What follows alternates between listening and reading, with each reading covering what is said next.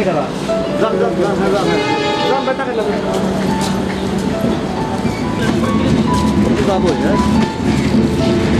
যে ছেড়ে দিলাম।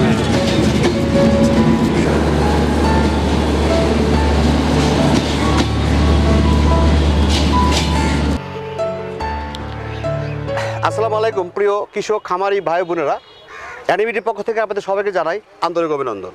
আমি আজকে আসছি বড়ল ব্রিজ। আমাকে দেখতে পাচ্ছি সেটা বড়ল ব্রিজ, এটা হলো পাবনা জেলার ভাঙ্গর উপজেলার ভিতরে বড়ল ব্রিজ। এখানে আসলে বিশাল গরুর হাটও আছে। তো দেখবো আমরা আসলে এখানে খোঁজার চেষ্টা করব যে এখানে আসলে সবচেয়ে পুরাতন এবং বড় খামারি কে। চলুন আমরা সেই উদ্দেশ্যে চলি।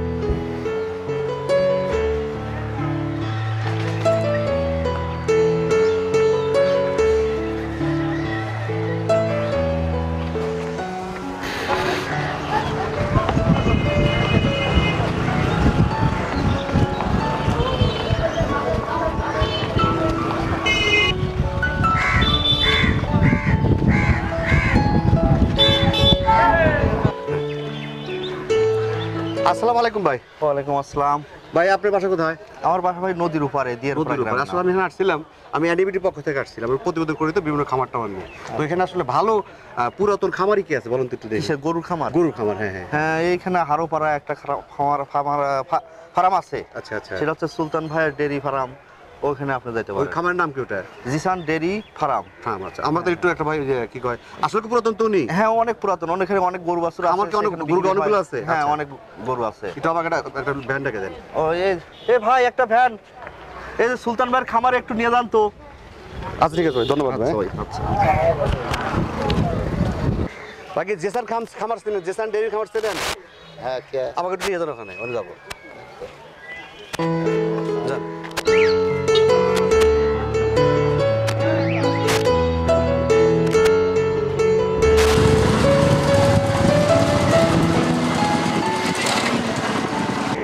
আর কত দূর ভাই? এই তো সামনে। ভাই সামনে তো ঘুরে গেছে ভাই, যে সামনে সামনে করতেছে তো তো এই ইয়ের থেকে বাজার থেকে ভাই সামনে। হ্যাঁ, কোনটা খামার? ও এইটা খামার, এই সুন্দরবন খামার এইটা খুব ইচ্ছে।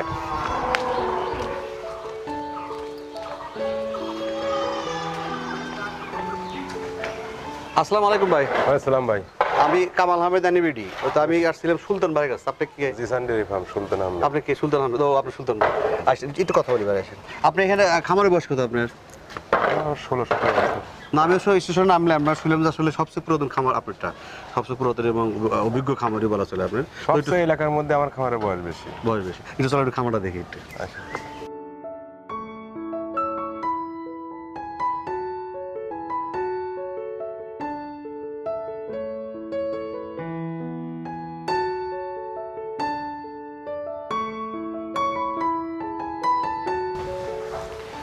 ভাই আসলে শুনবো আসলে আপনার কাছে শুরু গল্পটা শুনবো, যেহেতু আপনি তো পুরাতন অভিজ্ঞ খামারি, অনেক পুরাতন।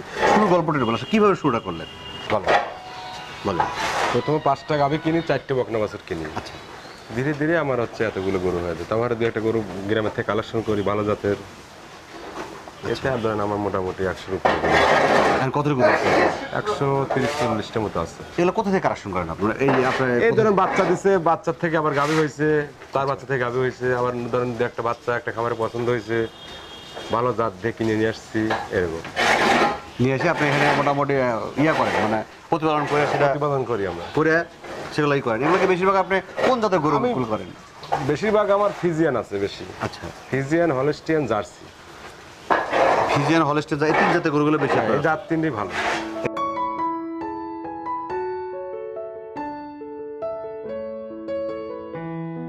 খামার করার আগে যে আপনি দেখলেন বিশাল একটা খামার, এখন তো আপনি মোটামুটি আল্লাহ দিলে অনেক ভালো আছেন আপনি। জি, অনেক এই ভালো খামার করার আগে আপনি কি করতেন আসলে? আমি মানুষের খামারে চাকরি করছি। আচ্ছা, কতদিন চাকরি করছেন? 5 বছর। 5 বছর চাকরি করার কি মনে করে আসলে খামার শুরু করলেন, কিভাবে? দেখলাম যে বেকার, মানুষের খামারে কতদিন চাকরি করবো? আচ্ছা। কেউ তো চায় না সারা জীবন চাকরি করতে চায় না। সারা এসে ধরেন আমি 2টে বাছুর দিয়ে আর প্রথমে 4টে গাভী দিয়ে শুরু করলাম। আচ্ছা, শুরু করার পরে আস্তে আস্তে ধীরে ধীরে ধরেন আমার এখন 130-140টা গাভী আছে। আচ্ছা, আগের অবস্থা আর আপনি এখন অবস্থা কেমন? কি পার্থক্য? অনেক ডিফারেন্স। যেমন বলেন তো, কি ডিফারেন্স? 110/90। আচ্ছা।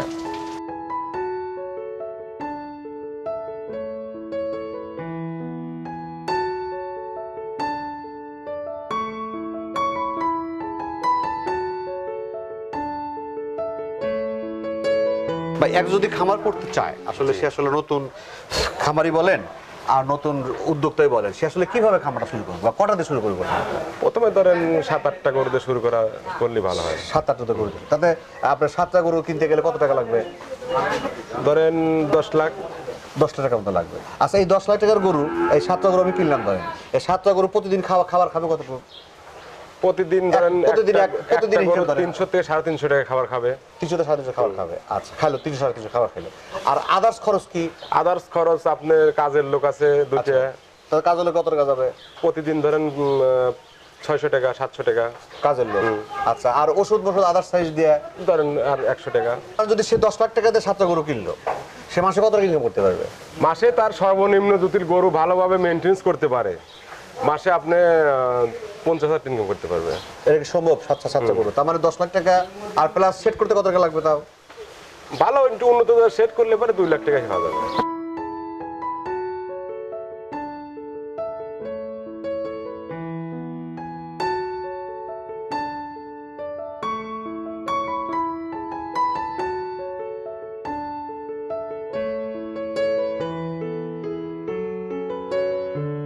এই যে গাভীর খামার করতে গেলে, জি। দুধ বেশি করতে গেলে আসলে খাবার দাওয়াগুলো কি দিতে হবে?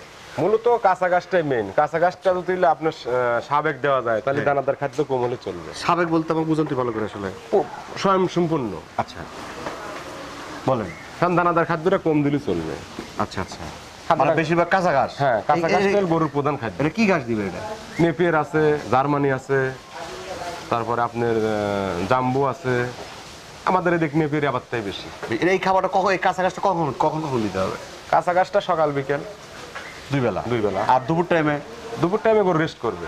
আচ্ছা সকালে ধরেন 8টা-9টার দিকে গাভী টাভি দেওয়া খাওয়া টাওয়া রেস্ট করবে গরু, আবার 1টা-2টা দিয়ে খাইয়ে দিবে। আচ্ছা আবার 5টা যা খোল বসি দিবে, আবার হচ্ছে কাঁচা ঘাস খাওয়াটা কাঁচা ঘাস দিবে। তার মানে আপনি বলতে চাচ্ছেন যে যদি কাঁচা ঘাস খাওয়ানো হয় কোনো গাভীকে সেটাই সবচেয়ে ভালো? সবচেয়ে ভালো। এটা কি কোনো জাতের মানে আছে বিভেদ আছে যে গাব গরুকে দিতে হবে এতটুকু বা? না না, গরুর বডির উপরে খাদ্য দিতে হয়। আচ্ছা আচ্ছা আচ্ছা আচ্ছা আমি শুনছি দুধ যখন হওয়ার পরে নাকি গরুকে ক্যালসিয়াম দিতে হয় এরকম কিছু?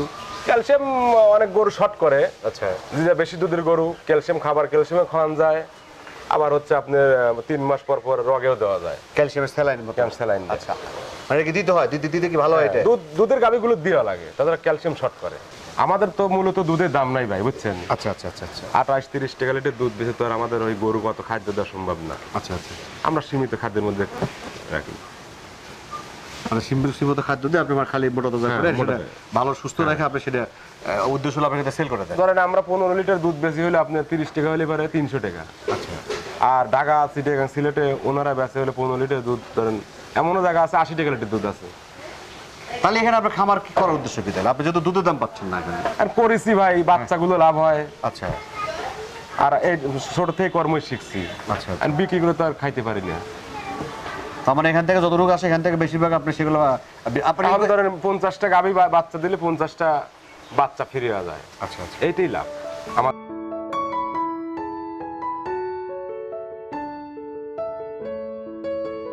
দুধে লাভ আছে, যারা দুধের দাম পাচ্ছে তাদের লাভ আছে। যত দুধের দাম পাচ্ছে না তাদের লাভ আছে। তাদের লাভ খুবই সীমিত।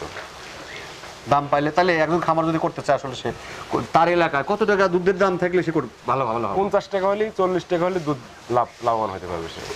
দর্শক এখানে আমার ভাই যেটা বলতেছেন, অভিজ্ঞ ভাই যেটা বলতেছেন, যারা আসলে যে এলাকায় 50 টাকা থেকে 40 টাকা থেকে 50 টাকা দুধের দাম আছে মিনিমাম কমসে কম, তাইলে তারা গাভীর খামার করতে লাভবান হয়। হ্যাঁ লাভবান হয়। আর তা নাহলে তাকে আপনাকে মোটা জোগান করলে সবচেয়ে ভালো হবে।